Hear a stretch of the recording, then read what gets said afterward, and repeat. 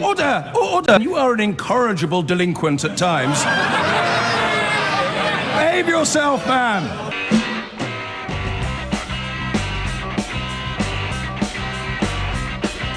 I've been going out with a girl, her name is Julie, but last night she said to me when we were watching telly. Martin's in Romford. Martin, what would you like to say? Hello there, nice to speak to you. Nice to speak to you. All I'd like to say is that this agreement's never going to happen. It's all going to be rushed through. It's going to be a duff deal. But Hang on, you can't not happen and get rushed through. What's going to happen is they're never going to make a decision. The Europeans. Well, then it's not going to get rushed through, is it? Don't want us to leave. That's why it's took We've 4 already years. left. When we voted to get out... We've already left.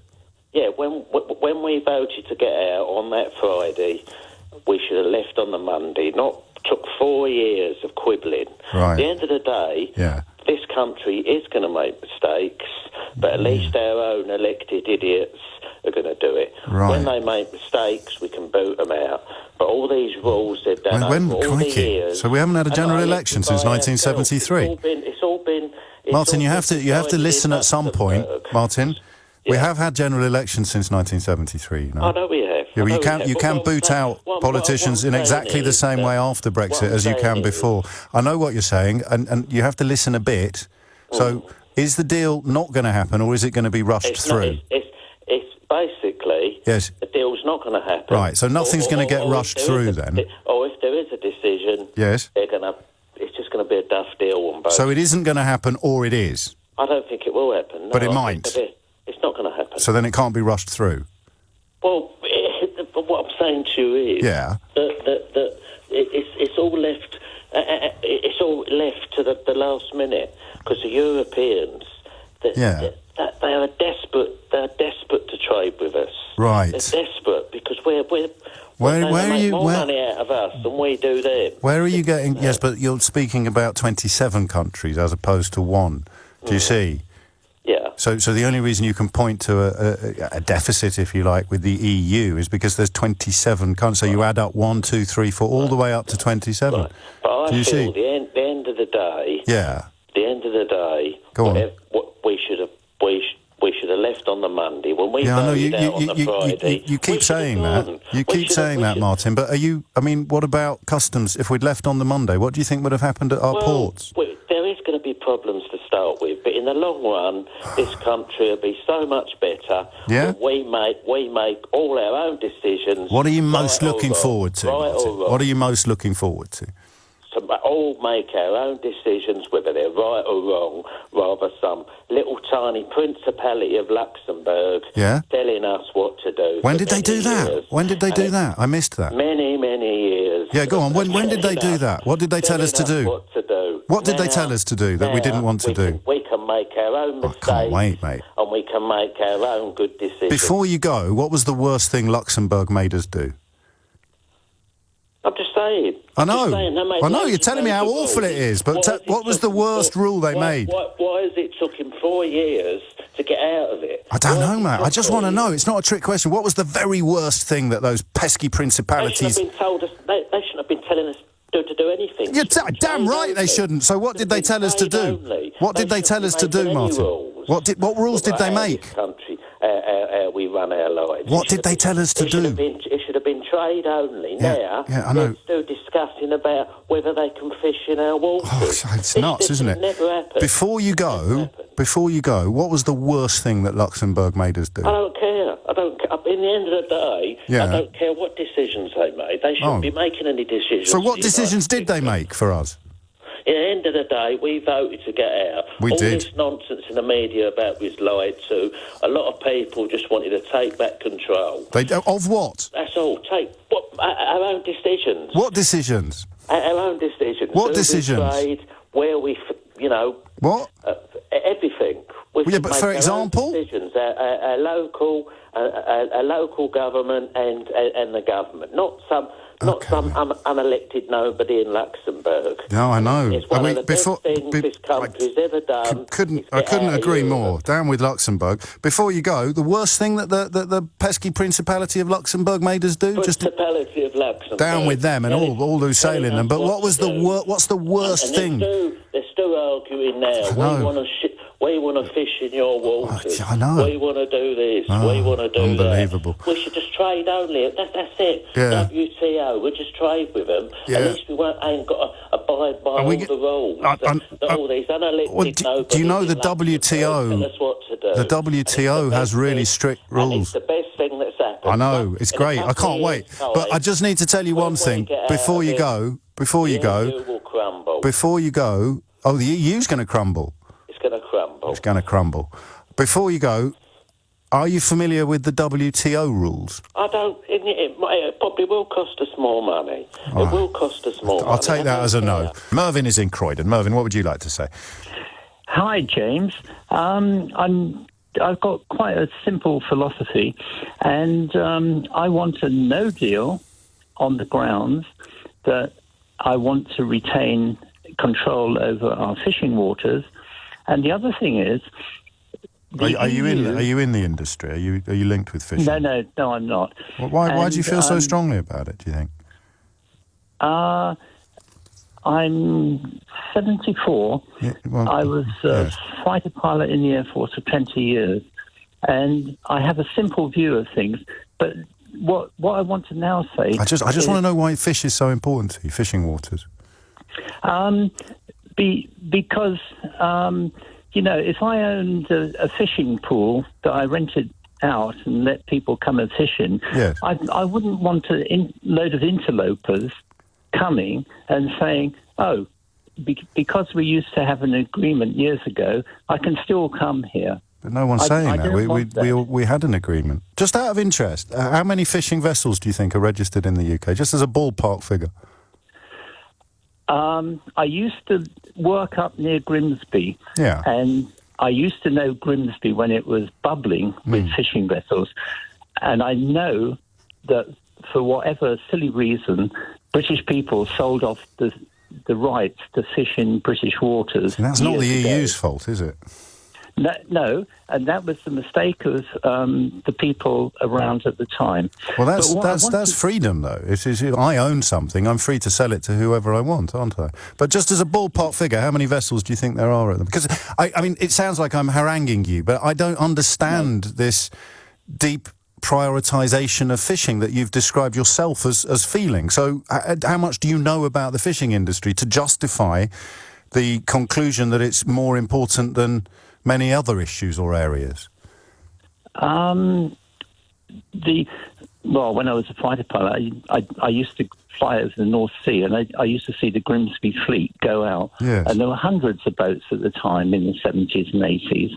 How many are We were in the European Union in the 70s and 80s, or we were in its predecessor, of course. But as I do want to... Yeah. When you add them all up together, there's probably 500 or a couple of thousand. Yeah, it's 5,911. Yeah.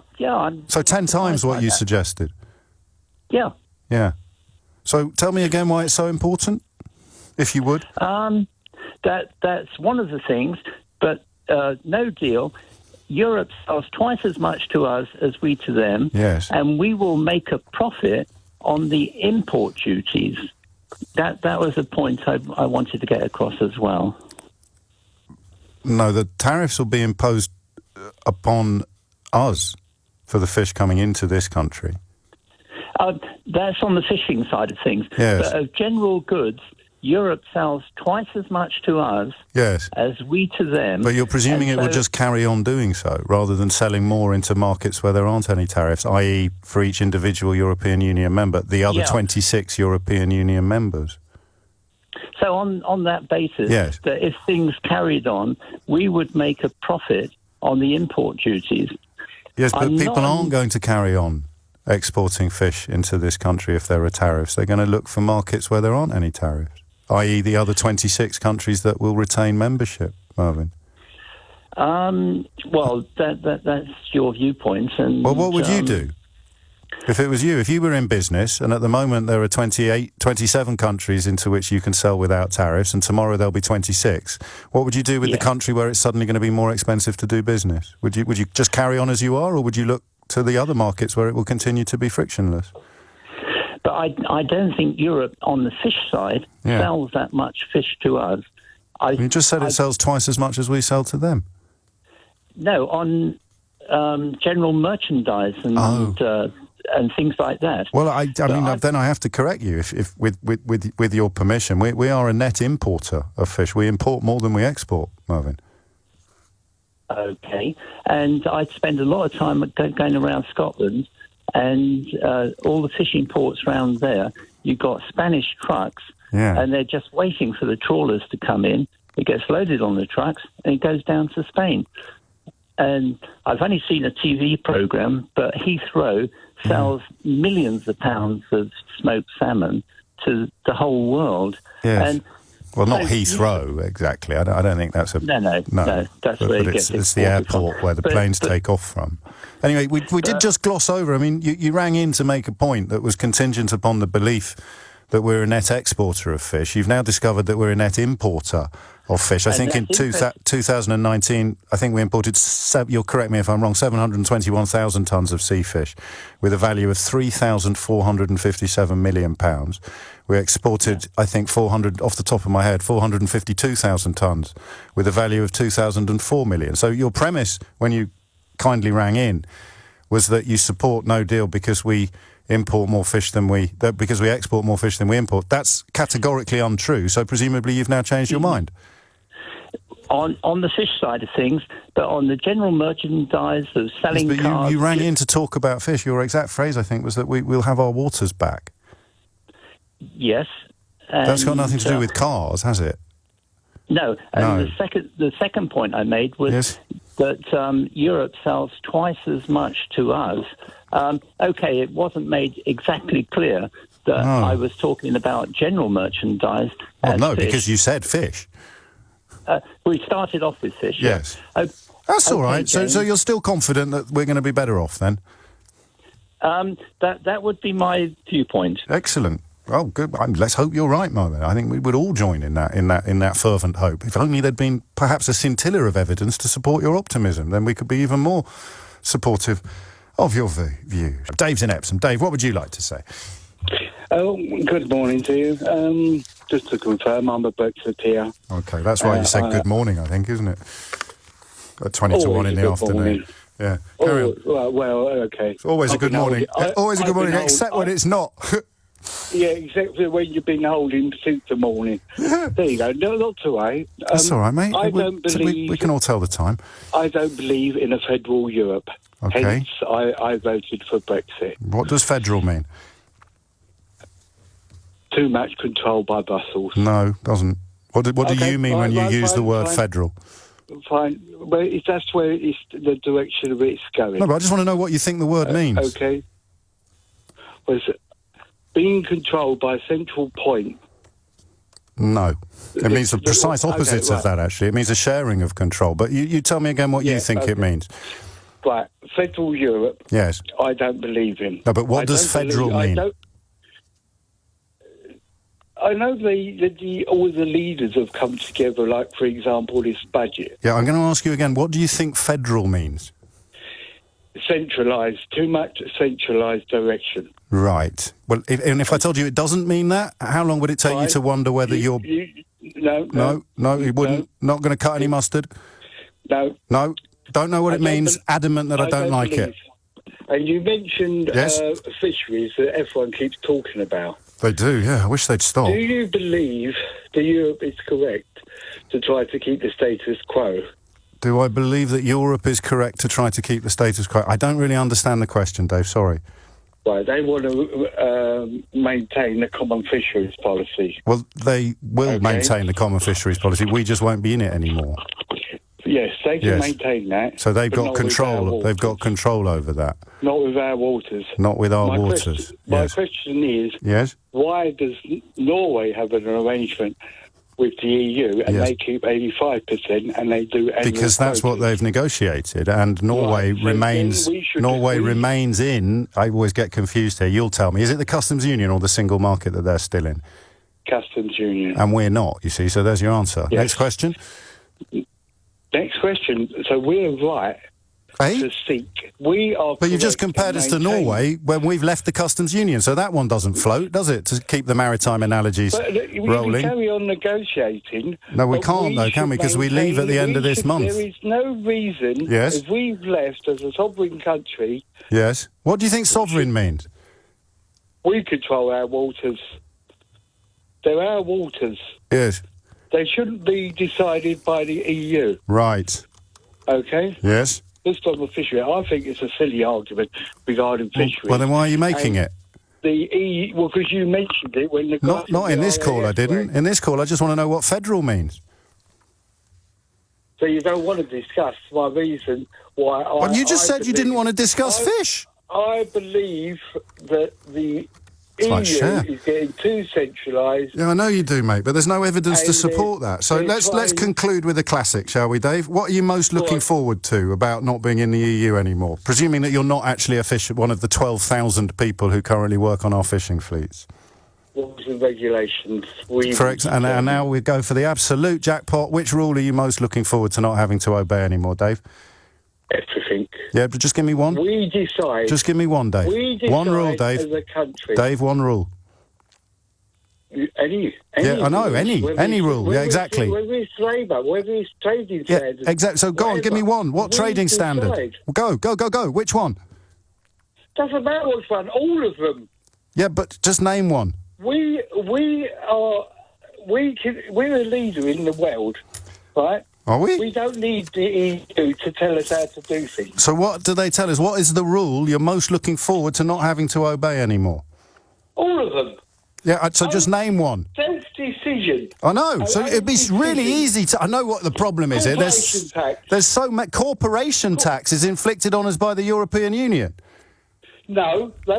So that's not it then. So what? They took Ireland to court. Yeah? Their corporation tax. Right. To get 13 billion, and they lost. And Ireland is desperate to stay in the European Union, so that's a fairly rubbish example. What's the rule? With a no deal, if you watch RTE, they're desperate for a deal because of the effect of a no deal.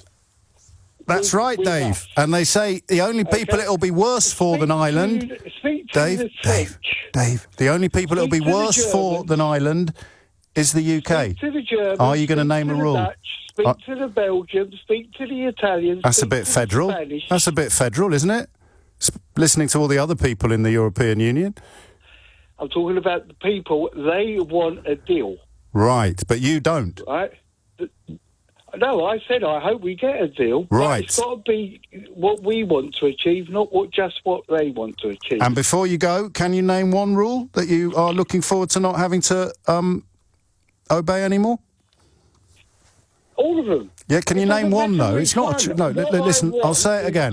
Can you name one rule that you don't like? Refugees.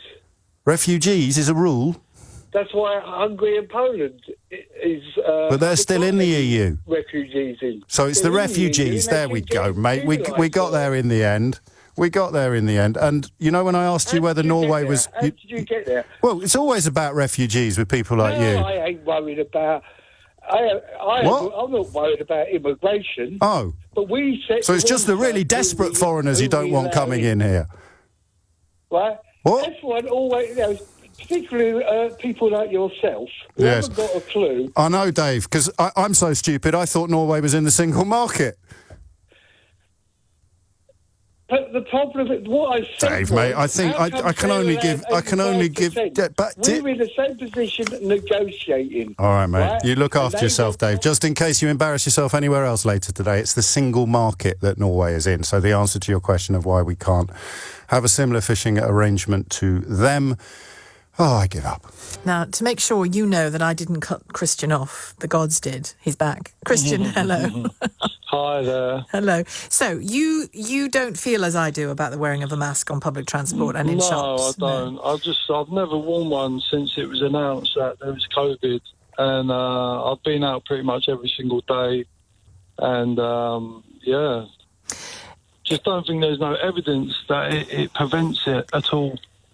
Well, there is. There's evidence that the double wearing of it, you wearing one, I wearing one, if I'm wearing one, if our breath it doesn't reach each other as readily as it would if we weren't. It's that simple. There's no evidence that backs that up, to be honest. Well, there is, really. If you look at Sweden... I don't want to look at Sweden, Christian, because Christian, Sweden tried a particular thing, and it has higher death rates and infection rates than its neighbours, and it started to revert to lockdowns like ours. So we'll leave Sweden to one side.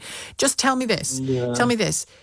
Are you aware that it's the law, so that you're breaking the law when you get on a train or a tube or a bus without a mask, or if you go to a shop without a mask? That it's the law? Yeah, I didn't think it was law. It is the law. I thought it was more mandatory or compulsory or... Yeah, you can be fined. I didn't know it was a law. Yeah. Not if you're exempt, it's not the law, is it? But you're not, are you? I am exempt, yeah. Oh, are you? Why are you exempt? Well, that's my personal business, not yours, but obviously... No, but are you genuinely exempt because of a medical condition? I wouldn't wear one anyways, even if I wasn't exempt. Okay, all right. I still wouldn't wear one. Yeah, because why? I don't think there's any benefit to it, because as a human being, we need bacteria to survive, and we need... Okay, now you're a flake, so I'm not going to carry on. Ken's in Bromley. Ken, what happened? Hi. Well, the reason why Europe is not budging is because no other European country has ever given its voters the option to leave the organisation. And if they compromise with us this time, yes, unfortunately, other countries would seek to get the same sort of deal we get, and the EU would collapse. That doesn't make sense, Ken. It does. No, it really doesn't. It does. That's why. Right. They can't afford... And did you not realise this before you voted to leave? Well, I mean... Because that's a pretty big omission on your part, isn't it? It's a very honest admission of you today. Because, I mean, if you're right and you're not, but you didn't realise it and you didn't, then, I mean, that's a lot of egg on your face. Yeah, but you see, you have a go at people who are Brexiteers. No, I'm being really nice to you, mate. I'm saying I salute your honesty. Here's a massive problem that you completely failed to see, and I'm giving you a get-out clause by explaining that you're wrong. Now say something rude. Now say something rude about me. See if you recognise this quote. Yes, people who voted for Brexit were the types who would welcome child food poverty. Do you recognise that quote? Some people who voted for Brexit would be the types who voted for child food poverty, Ken? No, people who voted. That's exactly what you said. Well, it doesn't have to be all, Ken. Okay, so talk to me about Marcus Rashford's... slanderous, outrageous comment. You are a snake in the grass. You should never, ever be allowed to say that. And I'm surprised nobody else has had the guts to phone you up to hold you to task. Ken, will you apologise to Brexiteers for that? No, Ken. Would you tell me... Will you apologise? Ken, you can't just keep saying I'm not going to apologise to you, Ken, because Marcus Rashford proved my point perfectly. And I think if I said that, I said it before Marcus Rashford proved that Brexiters have got absolute cover. One of the Brexit-supporting MPs, mate, came out and said that they can't give hungry children, free school meals because they take the vouchers to crack dens and brothels. I also voted for Rashford. You can't vote for Rashford, you silly man, honestly. No, you can't vote for Marcus Rashford. That's a petition. Anyway, Ken, I'm very sorry that you understand so little. Let's go back. Yes, you've already said that, Ken. You've already said that, Ken. So why do you think it's... would welcome child poverty? Yes, and they do. Another thing, do you ever speak to Majid Nawaz? Not really, no. Okay. When he was covering for you on holiday 2 months ago, yes, Ken, so many listeners said how refreshing it was that between 10 and 1, there was no longer incessant prejudiced criticism of the government. Yes, I'm sure people like you, Ken, I'm not going to criticise a colleague, but here you are talking twaddle unchallenged, so enjoy it. So much balance. All right, let's have a bit more balance, Ken. Who just called who a snake in the grass?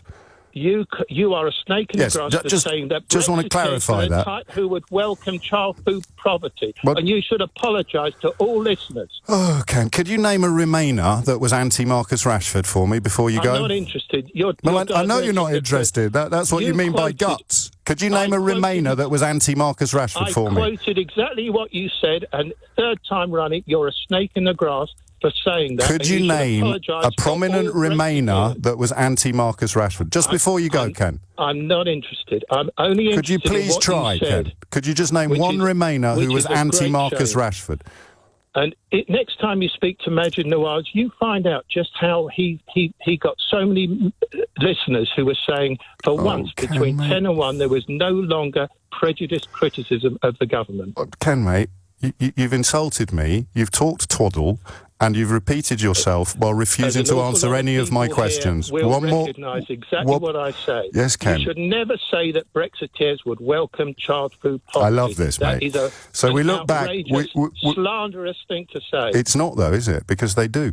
It is a slanderous thing to say, and you should apologise to everybody right now. Ken, here's the point of Brexit, right? And I appreciate you're not ready to grasp this yet. You're diverting away from your statement. No, I'm diverting you back to the programme you've rung into. I can see you've probably got embarrassment written all over you. You should never have said that. Well, that's why I've cut you off and faded you out while you were still talking, Ken, because you know, that is a mark of exactly how I... Oh, Ken, please don't hang up. Can we ring him back? That's just not fair. Can we just double check that he... So you look at 4 years of Brexit conversations. You're sitting there contemplating the carnage, the chaos and the catastrophe that you've inflicted upon our country, upon your own country. You're still complaining about the people who've predicted it and explained it at every single turn. And then having insulted them, you hang up while claiming that you're not being listened to or heeded. Can we just double check that he did hang up then and not actually get cut off accidentally or something like that? Nothing at all? All right, Ken, mate, this is a serious message for you and everybody like you. You have to let it go. You have to let it go, all right? You fell into a trap. You were led there by incredibly well-funded and well-resourced people. You were led there by incredibly sophisticated campaigns. You were voted to make yourself and your children and your grandchildren poorer. You voted for millions of British people to have their lifestyles diminished and many even to lose their livelihoods. But I know that you didn't do it on purpose. I know that you didn't know what you were doing. And I know that you will at some point have to let it go, okay? If you've honestly sat at home thinking, I'm going to ring James O'Brien and I'm going to get one over on him by reading out something he said about food poverty, God knows how many years ago, you didn't clock that I'd been proved completely right by precisely the opposition to Marcus Rashford's campaign to tackle food poverty. You have to see what they've done to you. They've turned you into somebody who humiliates himself on national radio and then has to run away. I haven't turned you into that. I'll take whatever abuse. You can call me a snake in the grass until you're blue in the face. But I didn't turn you into this person. And you weren't this person before this mess started. You've been turned into this person by two things: lies that you believed and a completely understandable, stubborn refusal to accept that you were lied to. And I absolutely hear the harms that you are setting out, Emma, and they are tragic harms. But then when Lawrence Fox tweets a picture of his dinner party, you responded to say you were going to throw parties at your house. We hear Kim Kardashian going off on holiday, and we see the rest. Doesn't that trivialise it? That takes away from what those individuals are going through. That's a complete lie. I tongue-in-cheek told Boris Johnson that unless he could give me the evidence, I would do that. Is it not normal to ask for evidence when I'm dealing with 12-year-old suicides? If you want to make glib of that, if you want to make fun of that and think that's frivolous... I'm not making glib of anything, All Emma, I do, with by respect, no means. all I do is work for free online constantly to manage mental health because I am dealing with people killing themselves. So for you to say that, fine, take that tweet. But actually, all you're doing there is removing the absolute work I am doing constantly for free to try to save what the NHS right now, with respect, can't. Because as was noted by your nurse, who I absolutely celebrate, wishes he could go out and do the job that he was paid for, because that's what we need. John's in Hampstead. John, what's going on? What's going to happen next? Oh, James, it's just frustrating listening to you because there's just doesn't It is optional, John. Well, it is optional, and So anyway, the question is, what's going to happen next? Well, the question is, we will end up with a deal. It will probably happen on late night on the 30th or the 31st, and there will be some kind of deal. But you know, if what will it be? What sort of deal? Why can't they do it now? Because all great deals happen in the last moments. I mean, this is negotiation 101. You know, this is not new news. Everyone, you know, if you've ever been in any form of negotiating position, anyone will tell you this is when it always happens. This is when it's always happened. And if you could just have like an ounce of optimism, an ounce of vision. I'm very optimistic. I really hope we do get a deal, John. You spend the entire time talking about how awful it is, how terrible it's going to be, how the country's going backwards, etc. Well, that's not true. But B, we are negotiating a deterioration in our trading arrangements. In your opinion. Well, it's not my opinion. Okay, so it is. Challenge it then, John. What's going to be better? What's going to be easier? Well, you don't know what you don't know, and no one knows what they don't know, right? And essentially, very insightful. Just tell me what's going to be better about trade. We don't know until there's. So what could be better than free and frictionless tariff-free trade? What could be better than that? You made a point earlier. Come on, mate, answer the question. I'm trying to. Good. So what's better than free and frictionless trade? Nothing is better than free and frictionless trade. Which is what we've currently got. Which is what we've currently got. So what are we negotiating?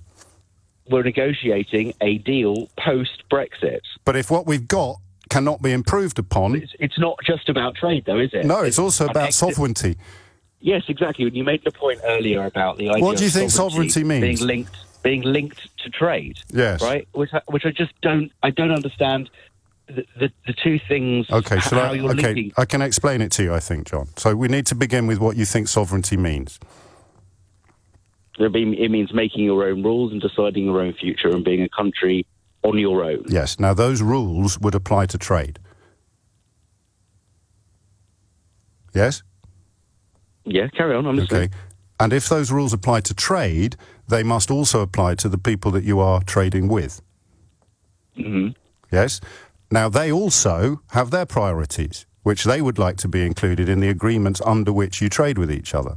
That would be their sovereignty, but their priorities are different from yours. So you have a negotiation at which you arrive with two sets of sovereignty, and then you create a compromise or an interdependence, which is what is enshrined in the treaty, and that involves a dilution of this rather abstract concept of sovereignty on both sides. I still think you're mixing the idea of trading with someone and sovereignty. But just focus on what we've just talked about. I took your definition of sovereignty, I applied it to trade, I explained that other countries have sovereignty. No, you can keep talking over me. But I can trade with Bob down the road, right? And it doesn't. Yes, but Bob has his own sovereignty as well. No, of course it does, because you might want to charge Bob £10 and he wants to pay £8. You agree on £9. He can choose whether he does want to trade with me or not. Yes, he has a choice. And that's why you have treaties and agreements, which involve a dilution of sovereignty. The two things have nothing to do with each other, and that's my. Okay, John. Okay, with love and respect, my friend, I really suggest you listen back to the podcast of this programme. Just this last 5 minutes, because it's all there. Everything you need to understand the things you don't currently understand. It's all there. Again. Okay? Look after yourself. Let's hear from Mervyn now in Croydon. Mervyn, we have the guidance, we have the new information today. Keep it small, keep it safer. What do you think? Eddie, I'm in agreement with the previous caller but one. And the theme of what he was saying, I believe, was self-responsibility. Now, what I want to say are two things. I think the schoolmaster attitude that this bunch of fools has had talking down to us has had the opposite effect of what they wanted. And now, with Johnson speaking like this, he's treating us as responsible burghers of Great Britain. That's my first point. My second point is that I would like to say that since February to now, this bunch of fools have wasted 300 billion insisting that they can fight the virus when all along, I've lived through Hong Kong flu in 1968, all you do is you live with it.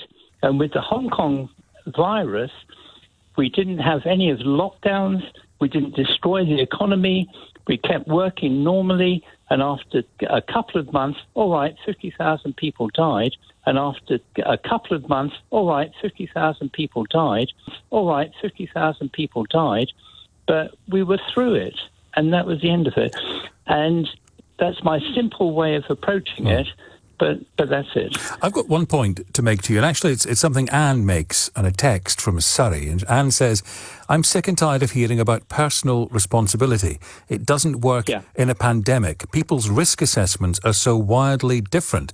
It's causing so much friction in families too. She says, we need strict rules we all have to adhere to. She says, the British common sense argument is completely bogus, and I, for one, am seriously worried about the consequences. I was in the Air Force, and rules are made for the guidance of wise people and the obedience of fools. I'm not calling her a fool, but that's what I would say to that. But doesn't she have a point in that we all have different ideas of what our personal limits are and what personal responsibility amounts to? Eddie, that's why we're all different. Yeah, exactly. You just said it. But Eddie, I'd agree with you totally. And I'm totally against whatever this government's doing. But when I go into a shop, I put a mask on, and and my partner's very wary, and I live on the outskirts of London, but I've never been into London since because she doesn't want me to. But that's the way it goes, you know. Mervyn, thank you very much. John's in Wallington tonight. Hi there, John. Hello, Tom. Hello. Oh, I've got to defend Boris here. The Liberal media are attacking him relentlessly. I remember back in March, callers were calling into LBC, Tom, and they were suggesting the government ban flights from China and other countries. Yep. And they were dismissed. That's xenophobic. It's picking on Chinese people. You know, and if Boris had have sealed our borders back then, like he should have done, he would have got the same treatment from the very people that are now saying he hasn't done enough. Well, hang on, John. You're saying that Boris Johnson got it wrong about the borders? Well, I'm saying he should have sealed the borders back then. Yeah. So he got it wrong? He should have. Yeah, but the very same people that are criticising him now, that are saying he hasn't done enough, he should have done this. We had Jeremy Hunt on today saying that we should seal our borders. Well, I don't know that Jeremy Hunt said previously that it would be xenophobic to close the borders. So I don't know that you are... I don't know who it is that you're referring to when you say there are people who said it was xenophobic then who now say it's right now. I don't know who they are. But dismiss that. You're the Prime Minister of a country. Hang on a sec. You're the Prime Minister of a country. John, hang on a sec. You're the leader of a country that is watching a pandemic coming over the horizon. Do you take the decision or not to close the borders? You're saying he took the wrong one. What's wrong about criticising that? Because if he hadn't sealed the borders, the media have already made up their mind. You can't mention China and the virus in the same sentence. It's all going to be Boris's fault, and it's all going to be Trump's fault. Of course you can. You've already made up your mind, Tom. John, I don't... Who is it? Give me a if it's me, say it's me. Who is it that was saying it was xenophobic in March that's saying it's right now on the borders? Well, cast your mind back to March when people were ringing in and saying we should ban flights from China. Yes. Not so much you. I'm not saying it's you. It was others. So who is it? They were, well, the more liberal. Okay, well, who? Of your colleagues. So people I don't want to mention any. I don't want to get personal. But if he had have said, right, we're sealing our borders, think about it now. What does it matter? With respect to whoever it is the unnamed Liberal colleagues on this radio station who were calling it xenophobic back then, what is it to Boris Johnson? He's the Prime Minister. It's just some chitter-chatter by the chatterati. I mean, it matters not a jot to doing the thing that is the right thing to do. Well, I think that he would have been criticised too much. He done what he thought people wanted him to do. And at that time, I personally thought it was wrong. I think he should have shut down the border. So is the Prime Minister led by what he thinks people want him to do, or the worries about the criticism that he'll get, or is he led by doing the right thing? Well, he should be led by doing the right thing. But when President Trump banned flights from China and from Europe, he was called xenophobic and racist. Your criticism of Boris Johnson is that he is, apparently, your view, led by worries about criticism he would receive. And maybe he's just a little bit scared of being crucified by you characters. So is he doing well he's xenophobic, he's racist. How can you vote for him? Same with President Trump. When he banned flights from China. I don't understand, John, where you're landing then. Are you landing on the position that he is criticised too much, so much that it stops him from taking the right decision because he's worried about that criticism, even though that is in and of itself a terrible position for a Prime Minister or any leader to be in? Well, my criticism is of the people that are criticising him because they were the same people now that are saying he hasn't done enough. John, you are one of the people criticising him. Not really. I think he's done his best. Okay. Listen, I am more sympathetic than most, and get criticism for it, for thinking that they are in an incredibly tight spot, the government, for thinking that it must be horrific to be in there, to have to make these decisions at such speed that have such an impact on people's lives. It's not easy at the best of times, and this isn't the best of times. However, there have been some massive unforced errors.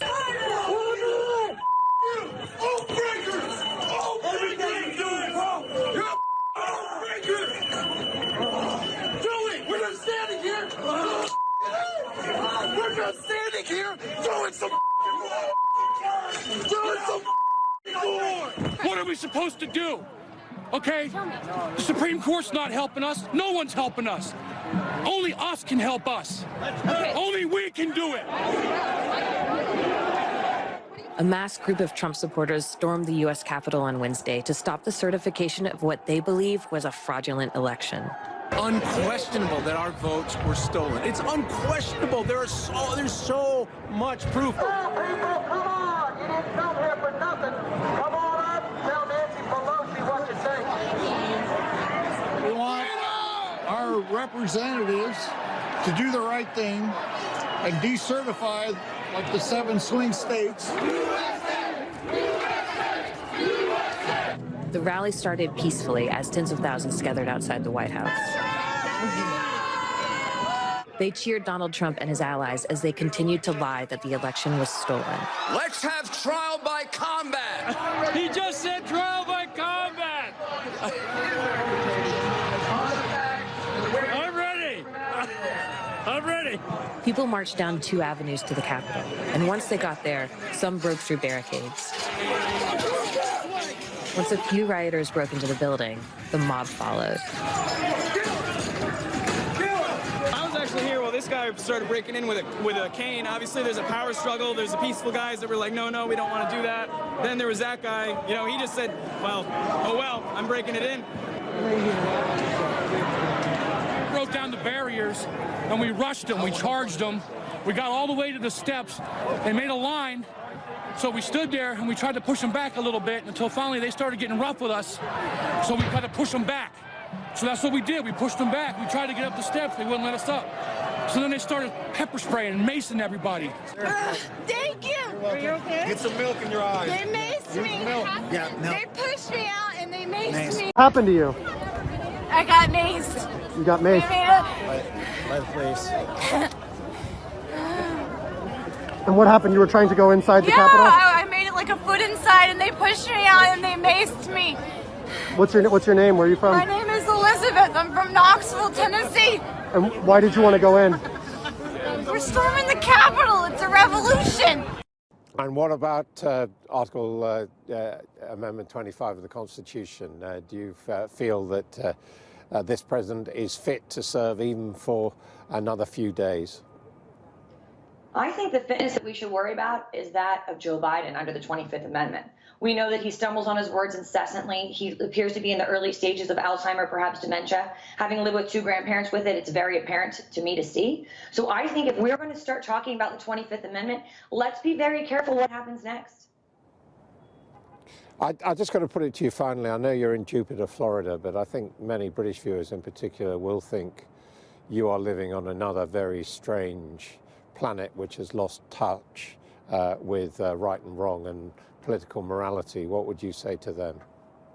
Well, your quippy one-liners don't hurt me very much. And what I tell you is 70+ million Americans voted for President Trump. And those are people just like me, who have family that has served in the military, who paid for everything that we've ever earned in our life. I wasn't handed anything by anyone. And I am an American who has traveled all over the world and respects Great Britain and respects Australia and respects every corner of our world. I am the person who supports those who fight our wars and pay our taxes. So for you to call me anything less than a proper, God-fearing, God-loving American who loves this country and loves our flag is shameful and disgusting. Okay, Erin Elmore, thank you for joining us. Tell me how you view the events of the last week, especially the raid on Capitol Hill on Wednesday. Do you think that was justified? Was it a mistake? What should happen to the president as a result of it? There was no raid, okay? I was down there. There was a peaceful march, just as the president requested us. And in every organization, there's a fringe group. Now, we can blame Antifa, they were there. We can blame Black Lives Matter, they were there. But there was part of our own group, and I would call them perhaps the fringe, who got caught up in it. And so nothing justifies it. We do not condone it in any way possible. It was all peaceful. It was all peaceful. It wasn't all peaceful. It was violent. It was horrifically violent. Well, when I was there, no, it was peaceful. For those who went in, now, again, as Alice said, we do not condone it. And if you are a patriot, if you are an American, you know, you don't cross the line. You don't. I don't care what the circumstances are. You do not cross the line. We respect law and order, and we respect our federal buildings. We don't destroy. And what about the people inciting those who entered the Capitol, the president himself? No, the president did not incite it. And, you know, I really take issue with you saying that. I'm really insulted that you would sit there and say that. Do you think that this election was stolen from the Republicans? Absolutely. Absolutely. And how do you explain that? How do I explain that? The evidence is there. There is so much evidence. The courts have decided that the election was fine. You know, the Republicans that were put in charge by this administration in various states to, you know, to count the votes and look after the process said there was nothing wrong with this election. What on earth makes you think that it was a fraudulent election? When you have 150,000 more votes than voters, is there anything wrong with that? It's over and over again. But that never happened. There weren't 150,000 more votes than voters. It's just nonsense. I'm giving that. I'm not saying that it's exactly that number, but this has happened over and over again. More voters, more votes than voters. We are loyal to President Trump because of the way he has stood for the Constitution, the way he has stood for law and order, the way he has protected this country, the way he increased the economy in this country. But he's not going to be president by next Wednesday. That's right, but he is not going away. He's not going anywhere. When you speak up, then you're racist, you're cult, I thought we were all Americans here. So you're telling me if I don't agree with you, then there's a problem with me? Whatever happened last week has nothing to do, it doesn't change my views and support for the Constitution and Second Amendment, as well as most of everybody who And it doesn't change your support for President Trump? Absolutely not. Absolutely not. No. President Trump will always, always be appreciated by us and by the 74 million who voted for him for what he has done for this country. And let me say it loud and clear to my brother Thomas over there, wherever you are, and to my cousin Adele over there in Wales. I am no Trump cult member. I am an intelligent woman. I am an American. I am a proud American, and I am proud to stand with the president who has done for this so much for this country, and in doing so much, that has helped countries all over the world. And now what do you have? You're all running around with your little COVID masks, you know, like sheep. Excuse me. David's in Stretton. David, do you think how perilous is the United States and democracy at the moment over there, do you think? I don't think he should have been impeached, to be honest. I think to be honest, at the end of the day, he was right for standing up for his rights. I do believe he won the election. It was stolen from him. Oh, God. Yeah, Right. I do. Yeah. Okay, but because I mean, if you give me a chance to explain, I can explain it. You know. But the thing is, David, I don't want you to explain your belief. I want you to show me It's the not facts. a belief, it's fact. It's Well, fact. go on then. Give me the. If you give me a chance to explain, I watched Hillary fought against him when he did take the election, and he did win. You know what I mean? There's 3 times the amount of women in every country around the world, if you look at statistics, yeah? This was a major event, yeah? Everybody came out to vote. They fought tongue and fist right to the very end. Trump won. He won overwhelmingly, right? He took the seat, yeah? Now, look at the situation. Hillary is on the same seat as Biden. Hillary lost the vote. What do you mean the same right? seat? Now, this election, now, Trump's comes with his votes. He won more votes than he did in the last election. Yes. So where did Biden... I mean, I'm a man of maths. David, I'm a man of maths. I just want to know... You're a man of maths. Where did Biden get all these extra Because votes more from? people These came millions out and to millions vote, and millions of votes from? David. More people came out to vote. So, yes, Trump received... Look at the situation. How can more people come out to vote when David, Hillary, the thing is, Hillary and Biden are on the same party? David, they fight for the same policy. Do you know what? I just... Go on. If you believe that the number of people, the turnout figures were in some way rigged, you're allowed to believe that, but you can't believe it to make it true. You have to display some facts behind that belief. And at the moment, David, as a man of maths, my friend, you've got nothing. Well, to be honest, if you've heard what I've just said, I right, have, and you can't speculate with what I've got to say. It means that you're just biased towards one key thought in your mind. Is that you won't understand because things are going, obviously in a way with your speech with what you want to happen. To be honest, because as far as I'm concerned, it's impossible for 3 times the amount of women coming out to vote for the first woman president. You understand? Everybody came out to vote, yeah? And he won the election. And then this time, he won more votes, and Biden won extra, how many millions of votes? On top of that, where did them votes come from? And we're living in a time where we've lost so many legitimate voters. David, God, it worries me so much, this. There's just there's no way of trying to talk David down off his perch on this, is there, at all? You just can't. Once you've gone to belief over the evidence, that's it.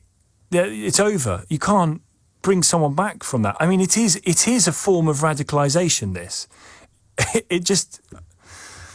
David, thank you for your call. James is in Hampstead. James, what would you like to say? Hi, James. How you doing? Good, thanks. I have to say I disagree with you, or disagree with this idea of blaming the government. I don't think Who do you think's been in charge? Pardon? Who do you think's been in charge? Well, my stance is that I don't think that they should take full responsibility at all, because at the end of the day, the virus doesn't spread because of what the government decides. It spreads by person-to-person contact. And I'm absolutely 100% with Oliver on his angle, what he was saying. You say that Boris Johnson told us what to do at Christmas, but he didn't. He didn't tell us to do anything. He didn't. We have to take personal responsibility. Battles the experts to save Christmas. How do you think that reaches most people, James? Well, you have to take personal responsibility for your own actions, and you have to have accountability for your part to play. So what is Boris Johnson's spreading job the then? virus, What is his job, do you think? Well, he has to juggle a lot of things. Look, I'm not a pro-government person necessarily. No, I just want you to tell me what you think his role is. as opposed, because you're offering it up. You're offering up personal responsibility as an alternative to political responsibility. I mean, the reality is going to have an element of both in it, but for most people, it's going to be a huge proportion of political responsibility. I just genuinely want you to tell me what you think his job should have been over the course of the last year. Well, leadership, and I was disappointed throughout the year with the government leadership. But doesn't one lead inevitably to the other? In the absence of leadership, personal responsibility becomes meaningless because you don't know what you're supposed to be doing.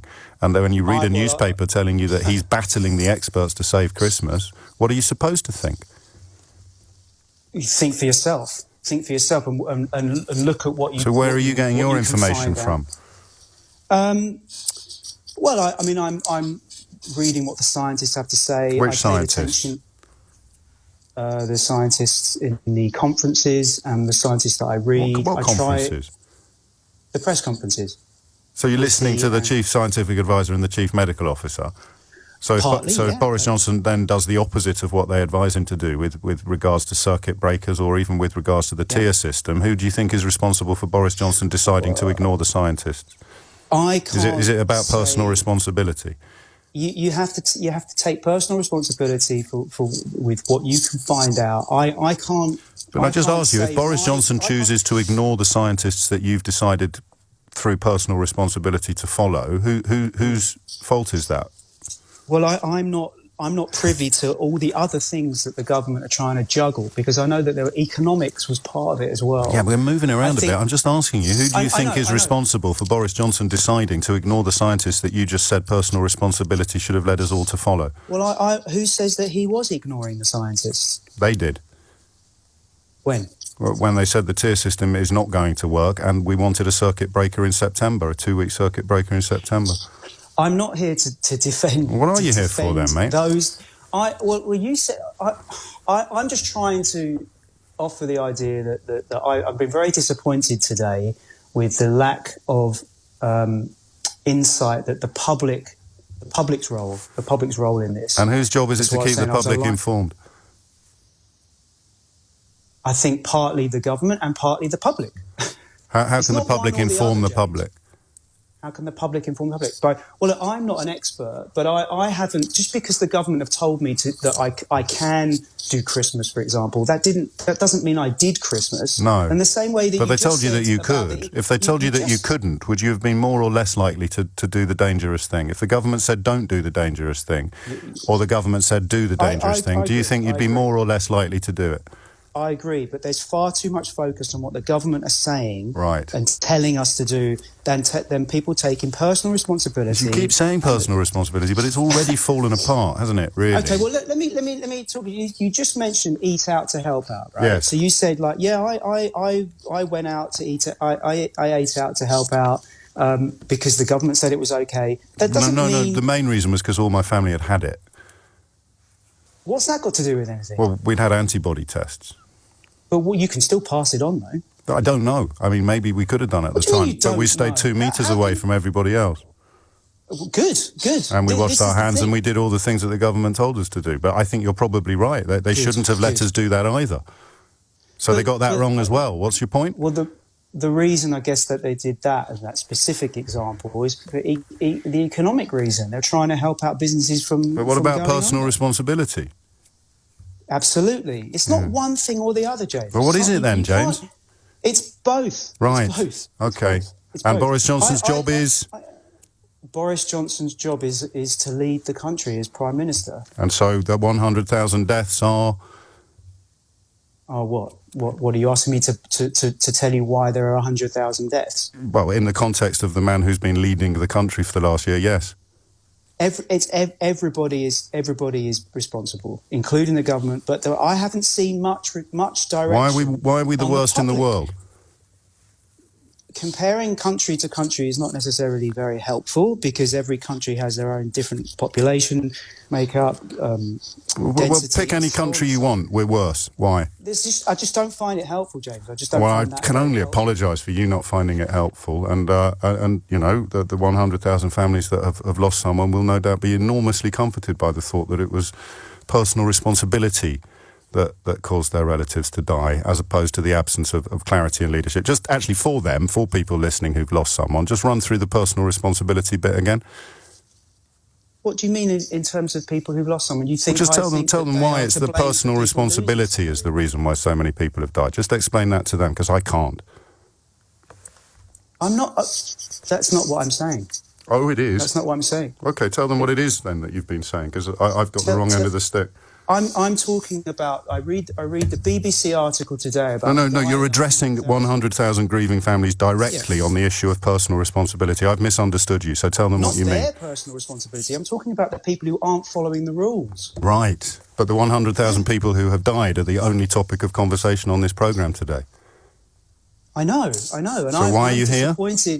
Because I'm disappointed in. So tell them about personal responsibility. Tell the grieving families. I'm trying to tell you. Good, go on then. Interrupting me. I'm disappointed in the press coverage, the news media, that there's not much mention of public responsibility.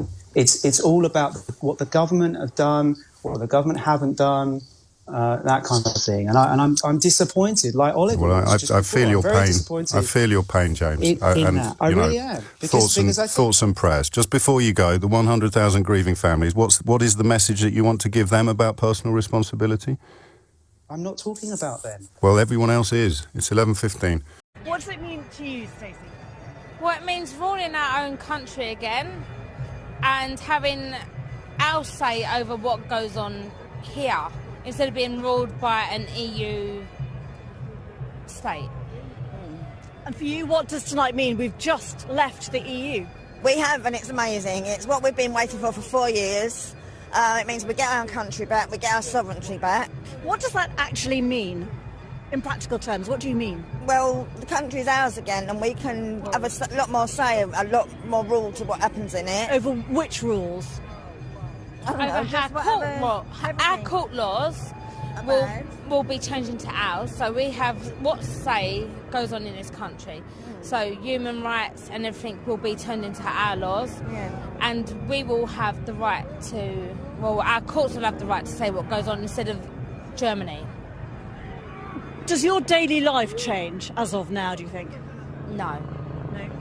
No, I think it'll just carry on as it does, but hopefully better.